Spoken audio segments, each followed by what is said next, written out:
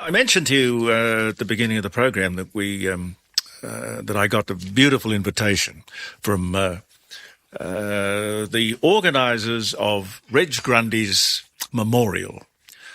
And of all of the people who have been involved in show business, the only person I could think who would rival the body of work that Reg Grundy put together would have been Hector Crawford, I suppose, Crawford Studios.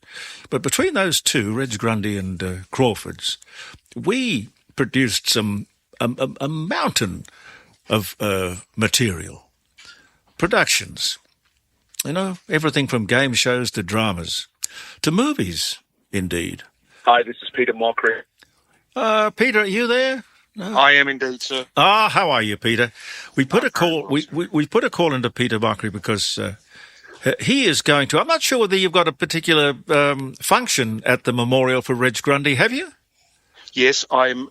We're going to have a little sing-along to the Restless Years, and I'll get Victoria Nichols and Tommy Burlinson and Noah Smith to get up, and we'll make idiots of ourselves, Jim. Look, I can't wait to see it. So it's all been planned out, and it's a presentation or a show or a production, I suppose you'd call it. Yes, absolutely. Give me a thumbnail sketch of what's going to happen to celebrate the life of Reg Grundy.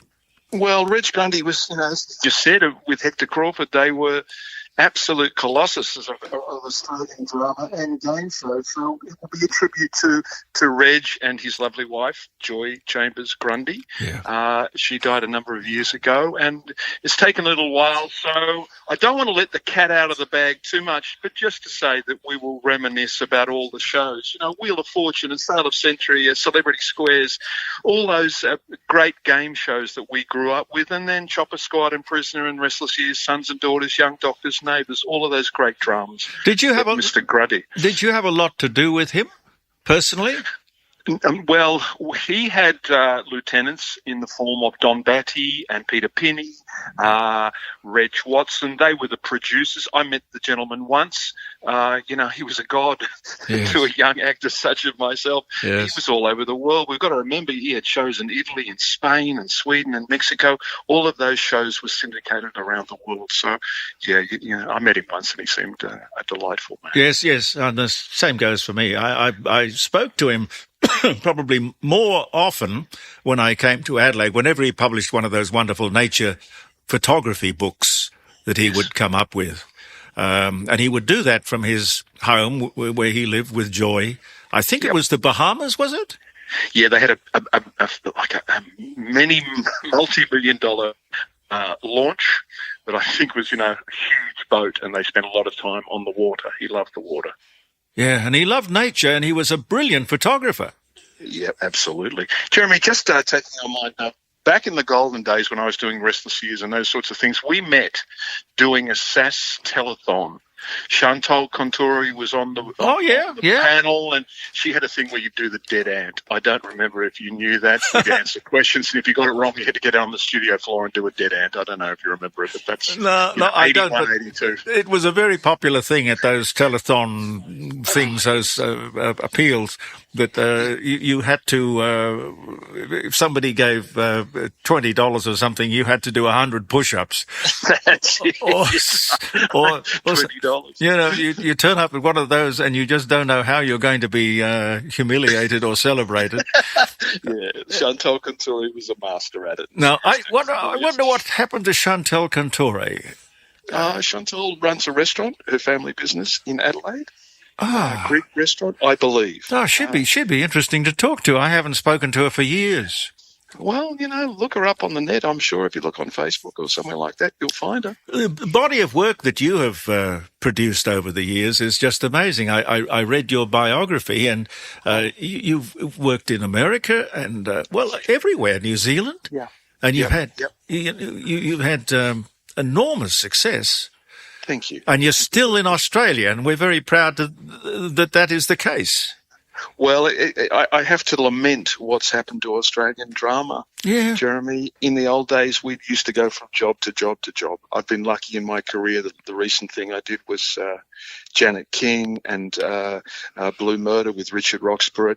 But it's thin pickings now. I think the networks are in trouble as far as producing 1 hour good quality drama because it costs $1 million to do that. And when you have got reality television, it's a third the price. So if you're a program manager and you're looking to book up your slate in prime time, you're going to go with the thing that gives you, the best return. And unfortunately, advertising dollars are not what they used to be.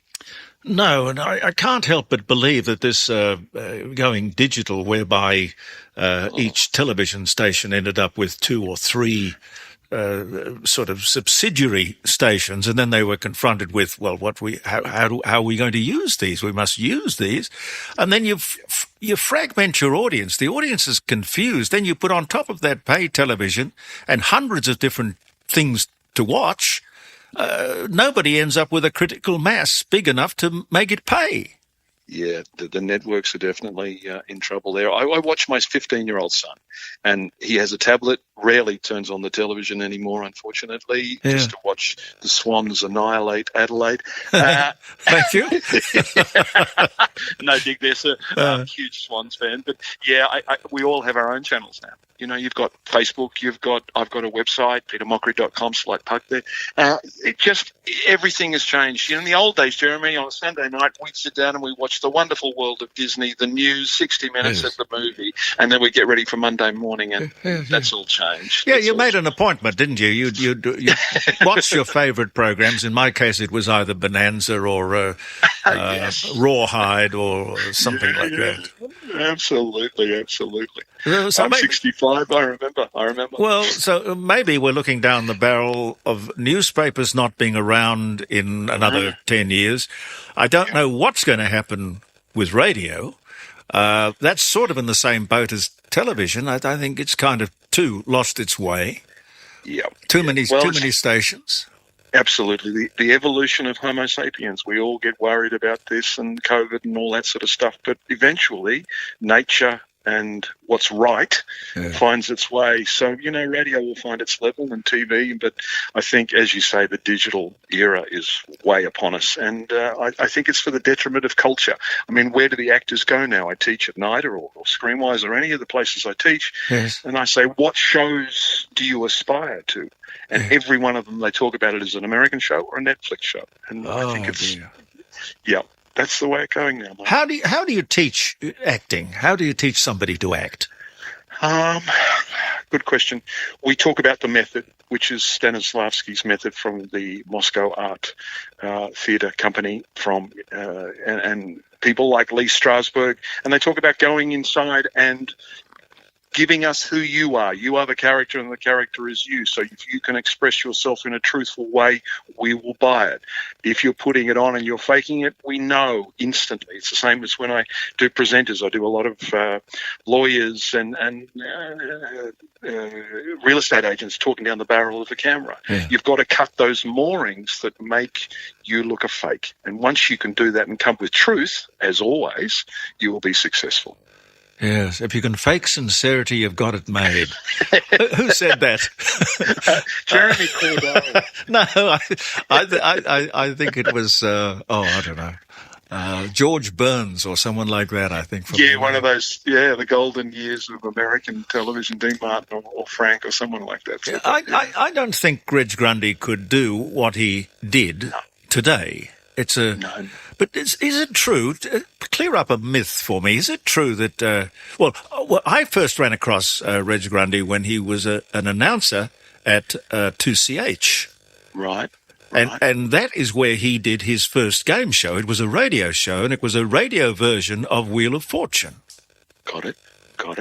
And he translated that into the very successful television show that he did for a while, and I obviously decided that it was a better thing to have other people front the show, and he'll go on. He'll be the producer.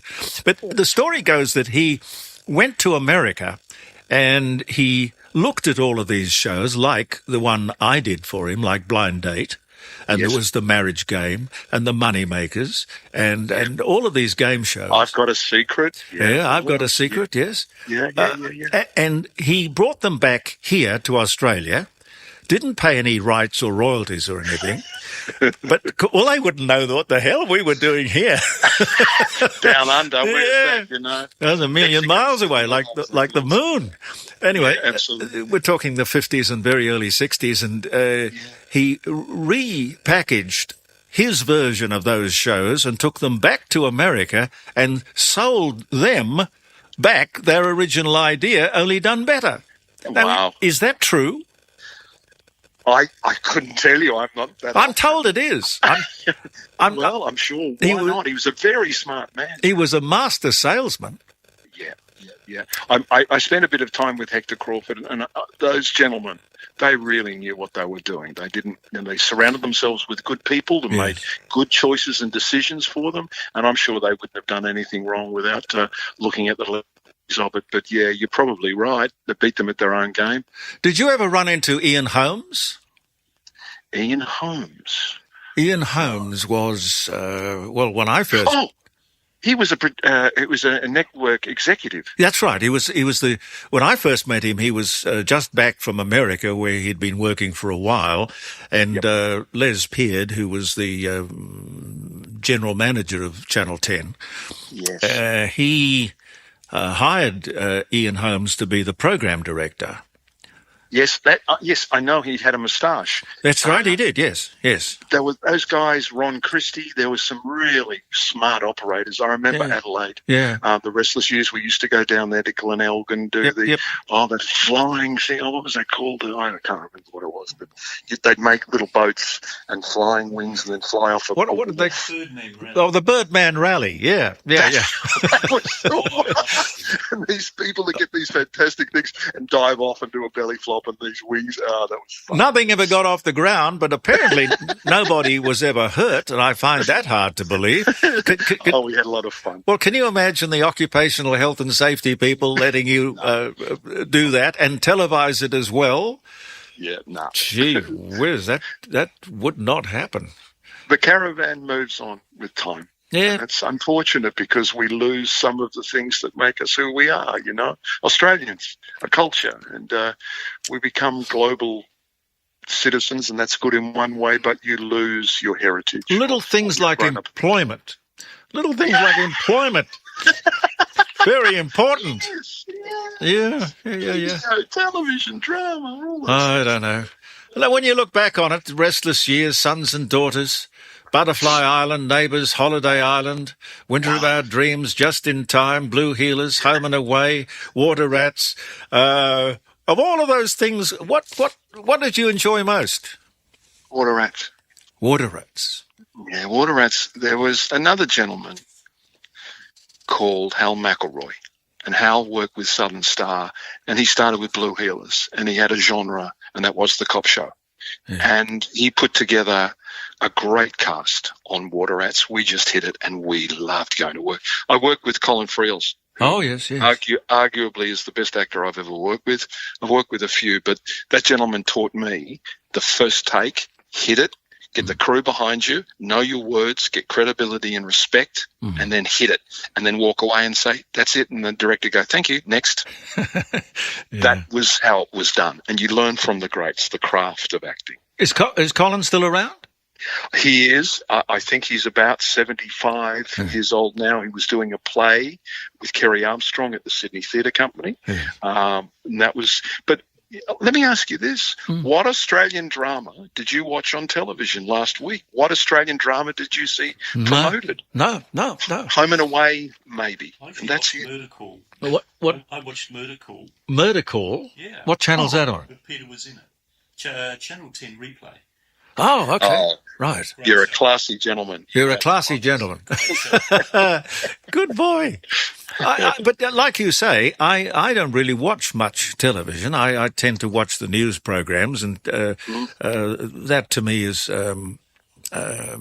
keeping in touch, keeping up with it. It's the informative information age, you know. Yeah, and the weird thing, you know, you've got a mobile telephone. And you have more choice on your mobile telephone. You've got 200,000 different radio stations you can tune in anywhere in the world on your mobile telephone. Amazing, isn't it? It is And amazing. then you've got and then you've got TikTok and Instagram and Facebook, which keeps you informed. It's changed. The digital age is well upon us, Jeremy. And then you look at some of the news stories today about Channel 9 having terrible, terrible problems. People on strike from today for 5 days, right in the middle of the Channel 9's very expensive coverage of the Olympics. Yeah. Yep. And it's crazy. And a bloodbath over at 7, and Channel 10 just about to close the doors.